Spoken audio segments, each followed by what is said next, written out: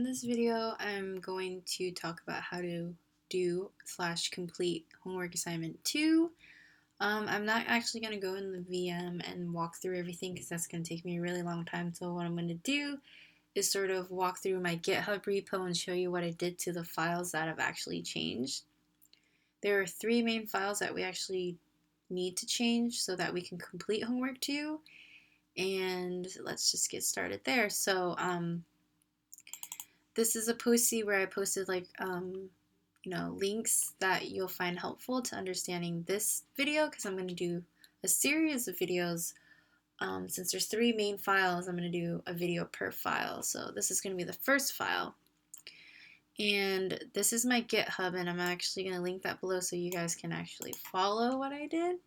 So first things first, if you click on this link, which I linked below, you're going to get here. We're going to go to the application folder. We're going to go to models, and then we're going to go to movie.rb, and you can see here, this is what I wrote. And if you guys remember from Ruby, this is class movie. This is a child class, and it's inheriting from active record.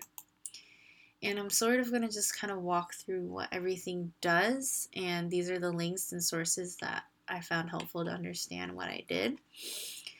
So, class movie is going to inherit everything that's in this class. And what we're defining in here is we're going to say define movie.allRatings is going to be movie.all.map movie.ratings.unique_end.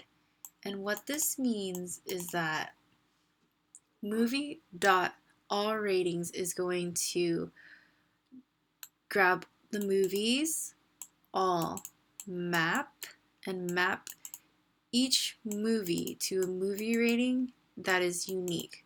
So what I did is, if we look here, I'm just going to start defining everything so that this makes more sense to you. So the first link that I found helpful was sort of understanding what map does. So the map.map method. So the map method takes an enumerable object and a block and runs the block for each element, outputting each return value from the block.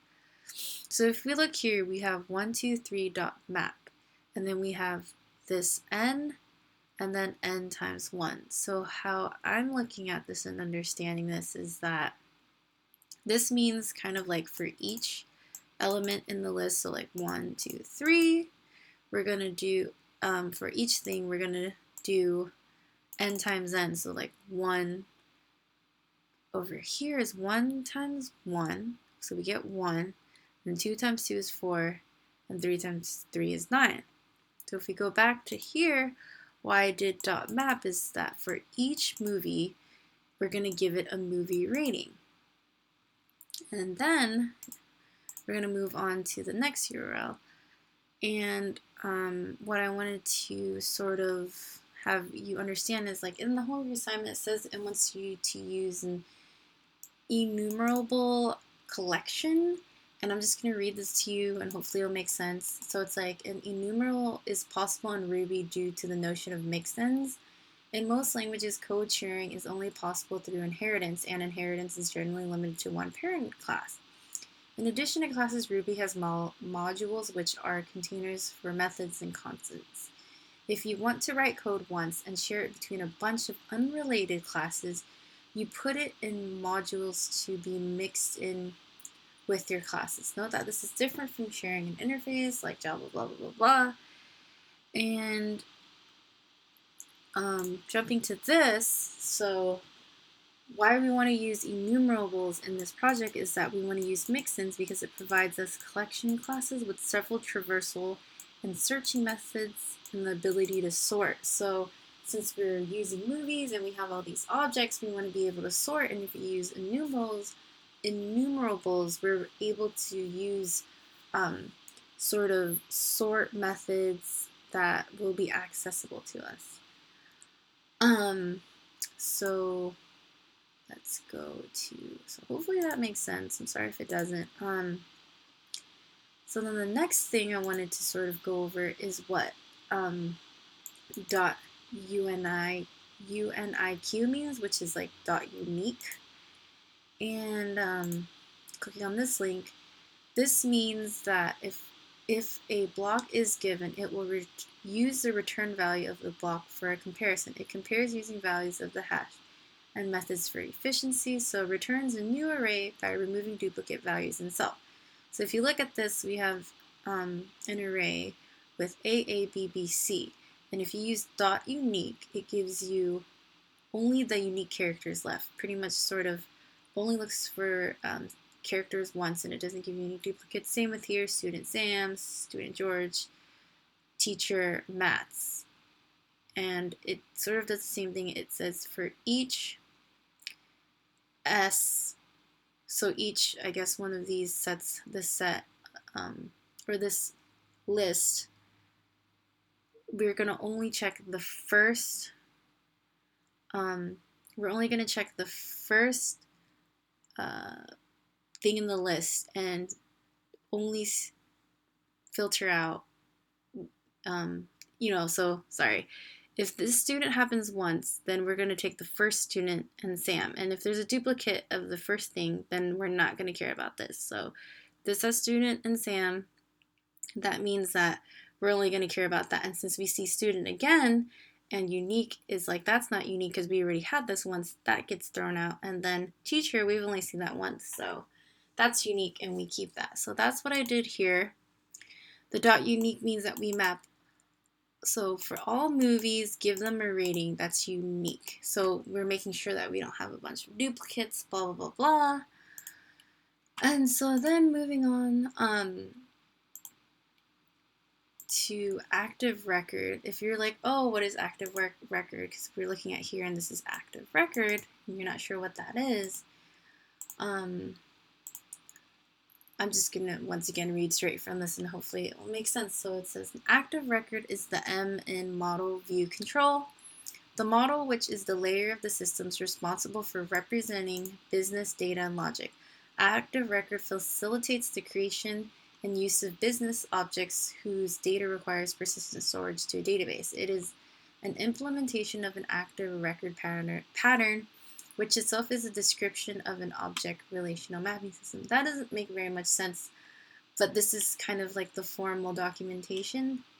What I found helpful was this link, and I'm going to sort of read through it and hopefully it makes sense too. So, an active record connects classes to relational database tables to establish an almost zero configuration persistent layer for application.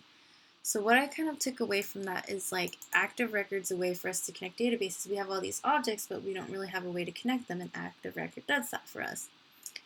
And then continuing, the library provides a base class that, when subclass, sets a mapping between the new class and an existing table in the database. In the context of an app, these classes are commonly referred to as models. So our class movie, this is our model, which we can see here, going back to here. This is our class model, and this is our base class, since it says base. And then going back to that link, models can be connected through other models by associations, but we're not going to worry about that right now. Active record relies heavily on the naming, blah, blah, blah, blah. So I'm going to kind of sort of jump here. So this is a rundown. So here, similar, we have class movies, and this is class product, and then active record. So like we said, this is a sort of way for our movies class to sort of connect to all our movies in our database table, or our movie objects. And then, so the product class is automatically mapped to the table named products, which might look like this, which I found really helpful. So our class product will now look like this, where it's going to connect to the table name products. So that's why it said like the naming is really, really important between the database tables and sort of how they get connected. So the product class is automatically mapped to the table named products. So if we look here, it has these following attributes. It has a name character, it has an int ID, and it has a primary ID. And I guess here's another example. We have class firm, and it's the active record. So that's sort of what's connecting us to the database tables. And these are sort of like the attributes that each object in this class will contain. And if you want to know more, like I said, there's links on this, but that's sort of the takeaway that I wanted you guys to get from it. Yeah, so then now, since our class movies has this method, now we can sort of use this in our next video. So I hope that makes sense of why we're doing this, because like what we're trying to do is we're trying to make ratings. So we're gonna have ratings for each of our movies, and we're gonna, so like if I click a rating, or like I sort by PG, by their rating, like PG or R or PG-13, I want them to be unique, and I'm trying not to sort of have duplicates or whatever. So let's just stop there, and we're gonna move on to the next video.